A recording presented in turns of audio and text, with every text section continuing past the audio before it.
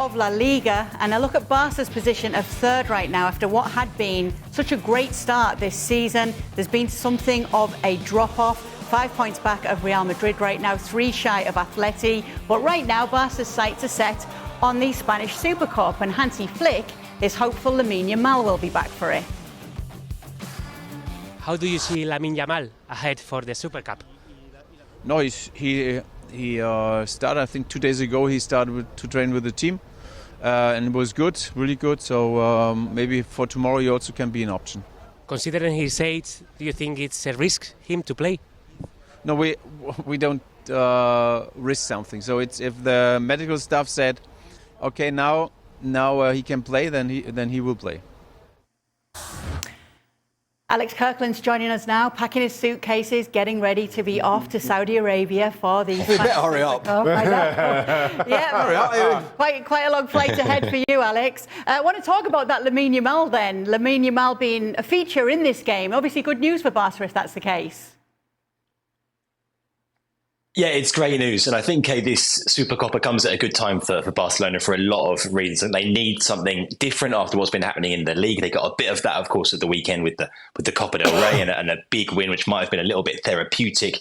And this comes at a time, like I say, where they could really do with a trophy. They could really do with some evidence, some proof that this kind of Hansi Flick project is heading in the right direction. It looked like it was, as you mentioned, at the start of the season. They were going so well. The wheels have really come off in the last few weeks. Their record in La Liga recently is dreadful. It's 1 win in 7 games. It's a terrible record, but it's not all bad. They haven't necessarily been playing really badly in all of those games. In fact, in quite a few of those games, certainly against Atletico Madrid, for example, before Christmas, they played really quite well and I think deserved to win. So it might not take much to turn things around. And one way to do that would be to win a trophy. And the first chance to do that is right now, this week, in the Supercopa with this semi-final against Athletic and then potentially a final against Real Madrid or Mallorca. And certainly, as you say, the presence of Lamine Yamal in that team would be a huge plus, because we've seen right through the season, right from the start of the season, just how important he is to Barca. And just there's pretty much a straightforward relationship between, is Lamine Yamal available?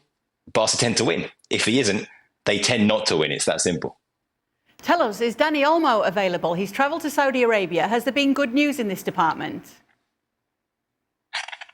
Yeah, the latest potential developments in this saga, and it really has been a saga. Nothing official, nothing confirmed as we speak, but some very well-connected people here in Spain reporting tonight that there are going to be some imminent developments and they will be good news for Barca. Now, you might remember the last thing we heard was that La Liga and the Federation had said, no, Barca cannot register Dani Olmo and Pau Victor, the other player involved here, because they've been deregistered on January the 1st. Even though Barca are now in a financial position to be able to register players, you can't register the same player twice at the same club in the same season. So the League and the Federation said no. What happened next was what was always going to happen next, which was Barca appealed. They sent, I think, a 50-page appeal to the basically Spain's sports ministry, who are the body who would sort of rule on this now, arguing why they think this interpretation of the regulations isn't the right one.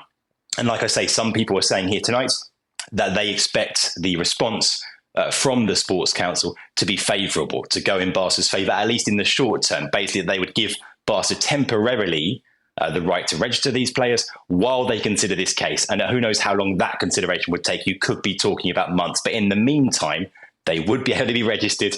Not in time for the Supercopa semi-final against Athletic. That comes too soon. But people are saying certainly tonight that potentially for the final, if they get through to the final and going forward as well. So if this is the case, like I say, not confirmed, not official, but people are saying it, and the people who are saying it, tend to get these things right more often than not. That would be huge for Barcelona, because they avoid, this has been kind of embarrassing almost whatever happens, but they avoid sort of the major embarrassment of being without Dani Olmo for the rest of the season.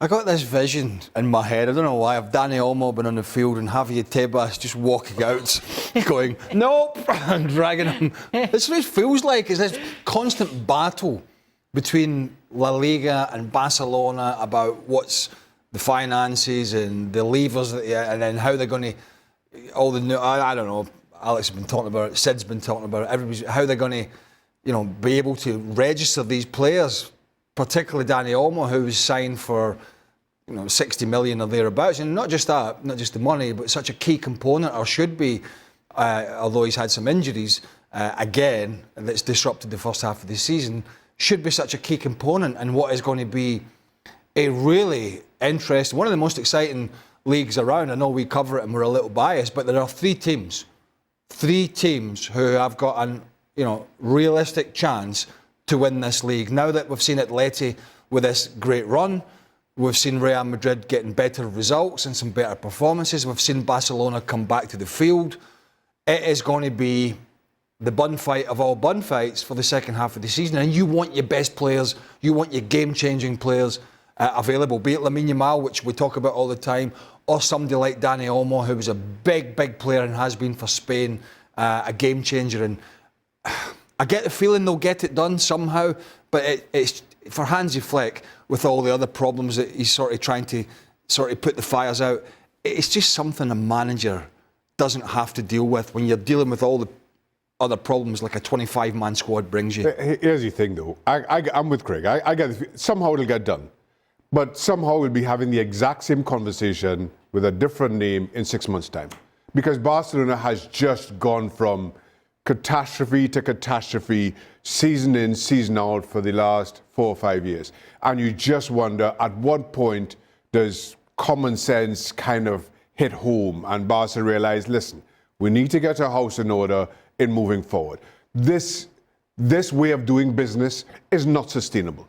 Waiting for somebody to get injured, hoping that somebody retires or comes in or something just so you could register the next. It's just, I wish I could run my household that way. But I think Sid was saying that Laporta and Alex will know better than me. Sid Lowe was saying that Laporta has tried to sort of tighten the purse strings around a lot of things that have been going on at the club, but it just seems every now and again they can't help themselves. Once they have tightened it here and tightened it there, that they see this thing, somehow we're going to make this happen, you know what I mean? So it's kind of frustrating a little bit, but I think he has tried to certainly run the place in a more efficient way since taking over, but they're still obviously having these issues of trying to sign these bigger name players for quite a hefty sum of money. Speaking of big name players for Athletic, it looks like Nico Williams is not going to be available, Alex. Tell us the latest.